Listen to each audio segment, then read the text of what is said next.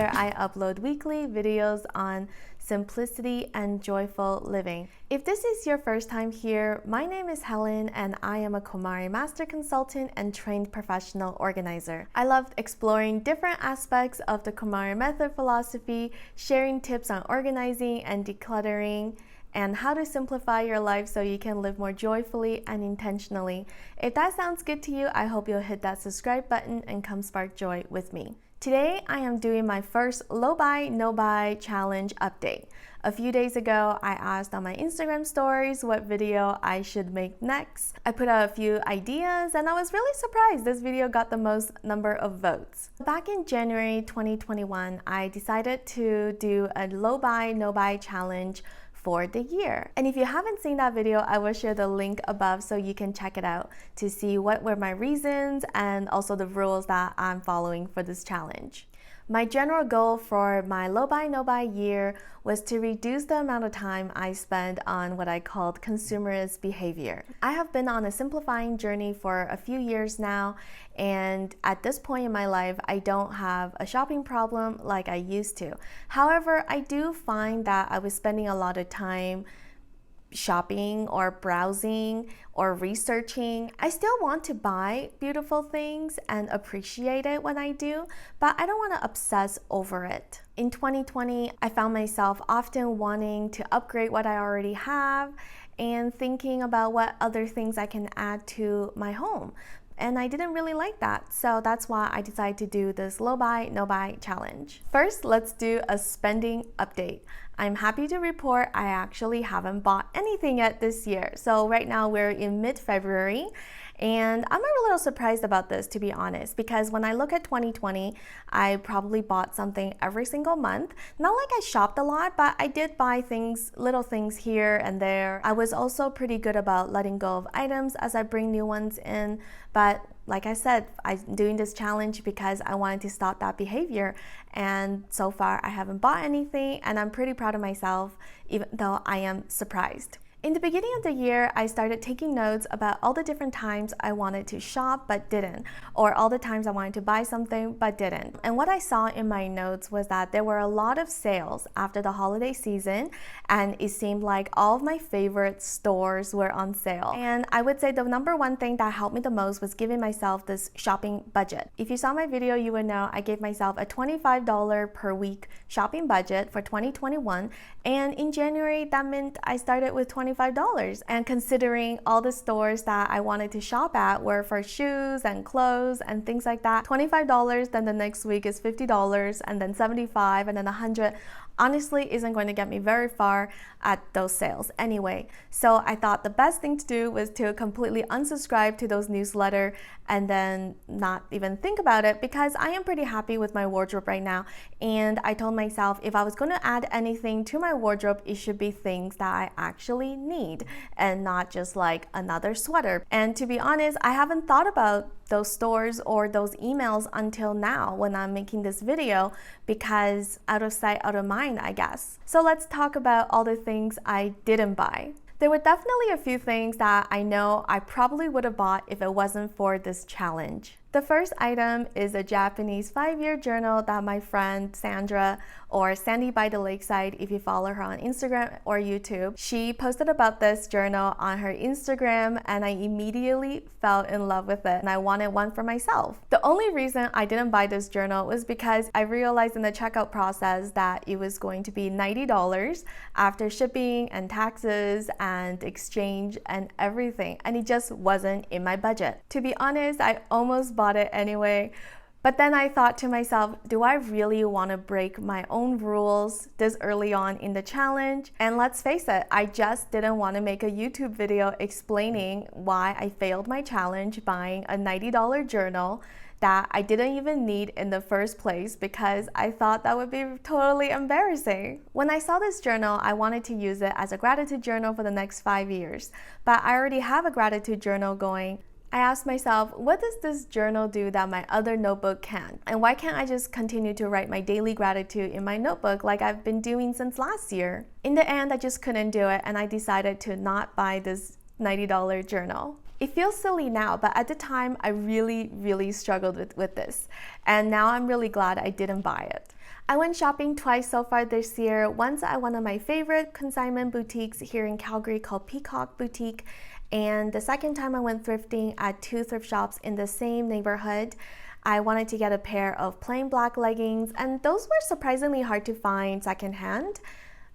And that was another rule I had, that if I wanted to buy something, I would have to try thrifting it or buy secondhand first. So I thought I needed to go to at least 2 stores to give it a good shot. When I was at Peacock Boutique, I couldn't find any leggings, but I did see a pair of silk pants from All Saints, which is one of my favorite brands. And these silk pants were pretty thin, so they would only be suitable for warmer weather. So they were $68, they were my size, I tried it on, and they're great.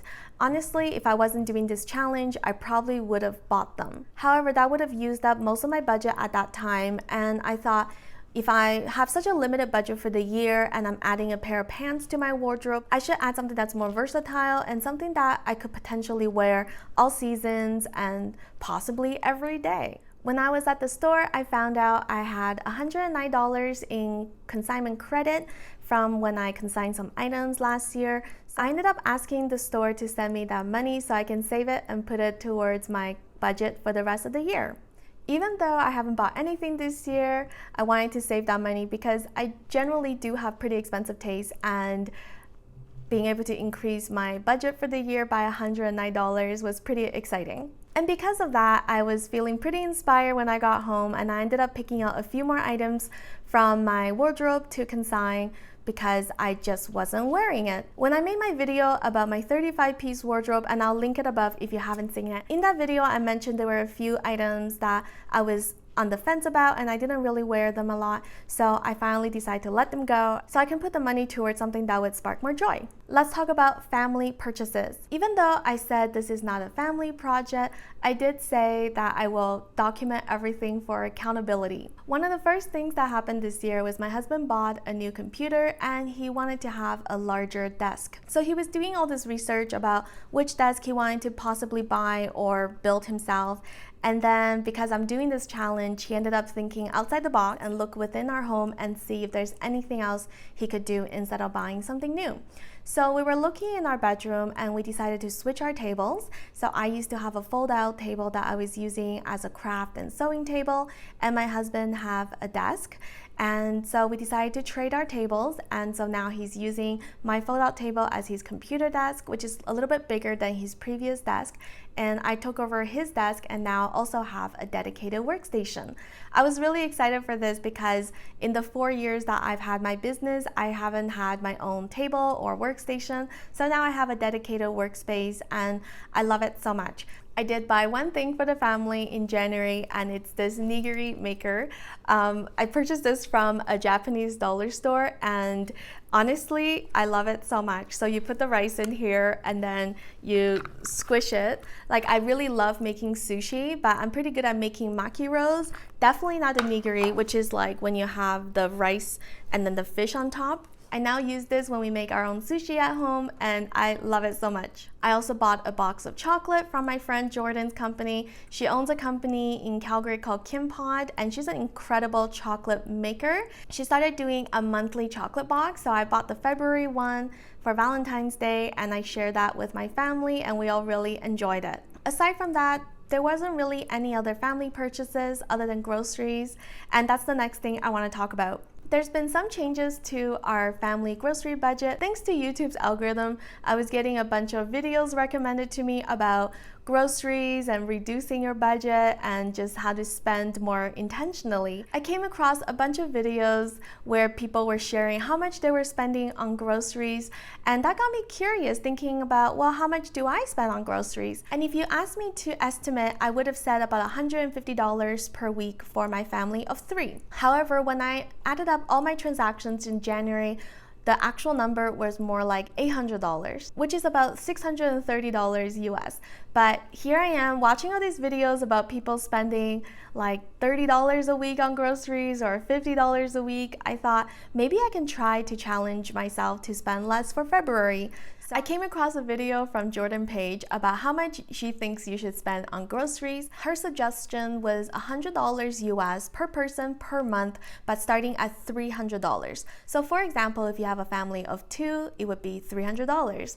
And if you have a family of 3, it would still be $300. But then if you have a family of 4, then be 400, then 5, 500, and so on. So I decided in February we were cutting our grocery budget in half. So far it's going okay, but I think that's because we've been eating a lot of the food we already have in the freezer and the pantry. But I do really enjoy seeing all the spaces opening up in our freezer and pantry, so I want to keep it going as long as we can. I will probably revisit this number later on, but I like knowing that in February we ended up spending a lot less than January on groceries.